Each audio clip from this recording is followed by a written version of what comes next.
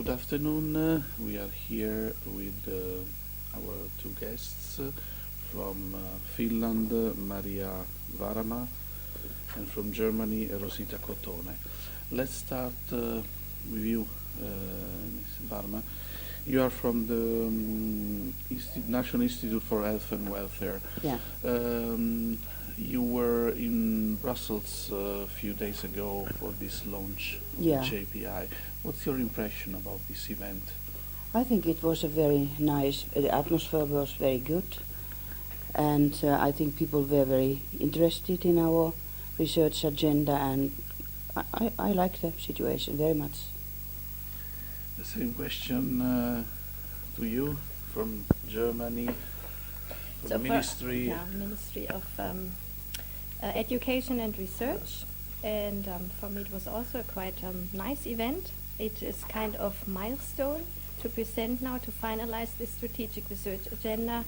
It's now kind of roadmap for us for the JPI, but also for the national funding agencies concerning future research.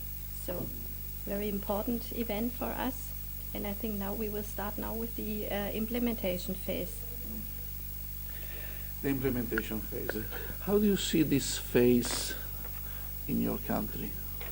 What can be the challenges and opportunities? Well, I just had a discussion with the Finnish Academy of Science about this, and we think that this topic of demographic change is really important topic for research, and we also consider very important this multidisciplinary approach we have, because it has been quite usual that in these roadmaps for demographic change, the aging has been the topic, and it has been health, or maybe some very technology or social. So it has been very this type of in silos the actions there, and now we have a broad, very broad approach here when we have all the sciences and approaches seen.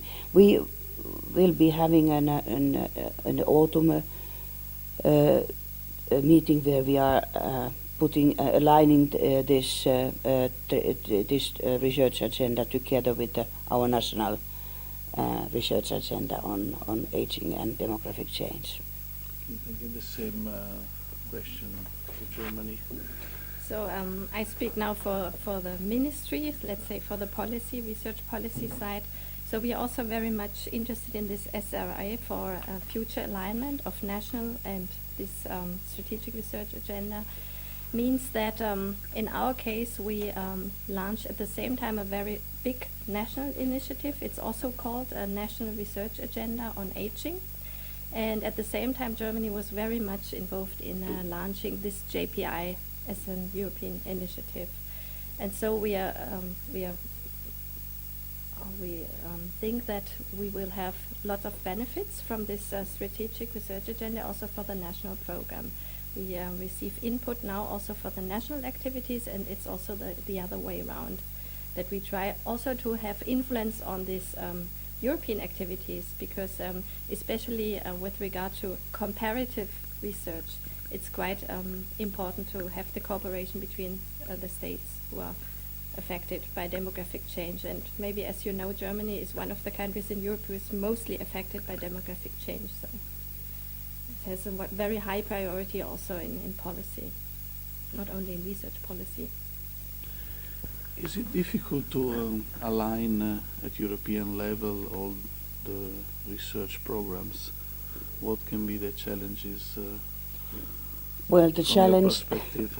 the challenge still is, even we are one Europe, the challenge still is to get all the different cultures and different ways of thinking and doing the things. So we needed a lot of discussion here in this our GPI, but this GPI was effective in that. So we discussed so long that we had a common understanding, and but finding the financing then to this research, it might be difficult, but my opinion is that if we do not, at this stage of the aging of the whole Europe, if we don't now invest in this type of research, that we really look at this aging and demographic change as a big issue and all these dimensions at the same time, then we cannot solve the problems. We need this type of research which has a problem-solving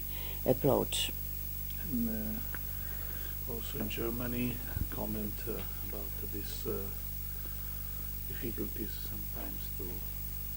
So may I comment maybe that now you mentioned also European programs, and the most important European program in our respect is of course Horizon 2020, a new framework program on innovation and research.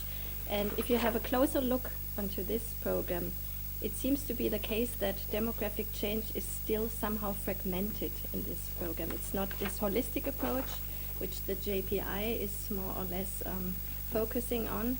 It's more, you find some technology-driven parts in the ICT activity line.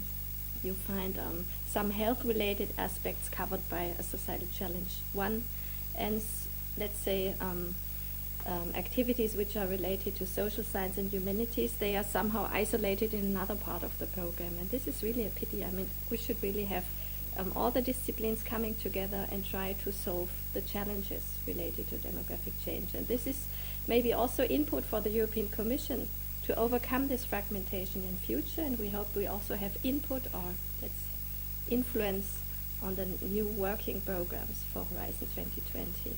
So this would be one important aspect for us as well, not only impacting the national level but also the European level. What are going to be the next step of the JPI, next concrete steps? Well, our next very concrete step is a fast-track activity on the reasons, not health-related reasons, why people go to retirement. If they still are in good condition and could continue their working careers, so why do they go to the retirement? So this is the topic of that. Then there is a plan that the first pilot call will be published soon. And we really wish to get this published next autumn, and then we could have this financing running next winter. And the topic of that might be social and economic production, where we also look at this production of welfare, which families and which are done by the families and NGOs and so on. But we need now to discuss whether we look more at the new labor markets, because there is need we need to get better ways to allocate and distribute work along the life course. So might be that it's then concentrating more on that. This is now the first thing or second thing, and then in addition to that, we are discussing already this: how do we update the research agenda, and what are the sciences or topics which are maybe missing. And this work we are doing next autumn, and it will be ready then by the end of February 2015, when there is a milestone for that. Some other anticipation about your next activities? We heard... So I think joint activities, of course, are one of the main priorities, and we also mentioned alignment already. That means that we try to really have an influence on the national programming as well as the European programming level. This would be one important thing. Then we are not the only initiative in the European research area dealing with aging, so there are also a European innovation platform on active and healthy aging. There will soon be coming an EIT KIC, a knowledge and innovation community, to the same topic on active and healthy aging. So it is important to coordinate all the activities, to link with these initiatives and see what we really could achieve together, where are the synergies between the different activities. And so this is also quite important, also to get new members into the GPI. So that means, for example, countries from Eastern Europe would be quite interesting to have more countries from Eastern Europe in this GPI, and also from Asia maybe. Thank you, Mrs. Cotone, Mr. Varana. Thank you very much. Thank you. You're welcome. Thank you.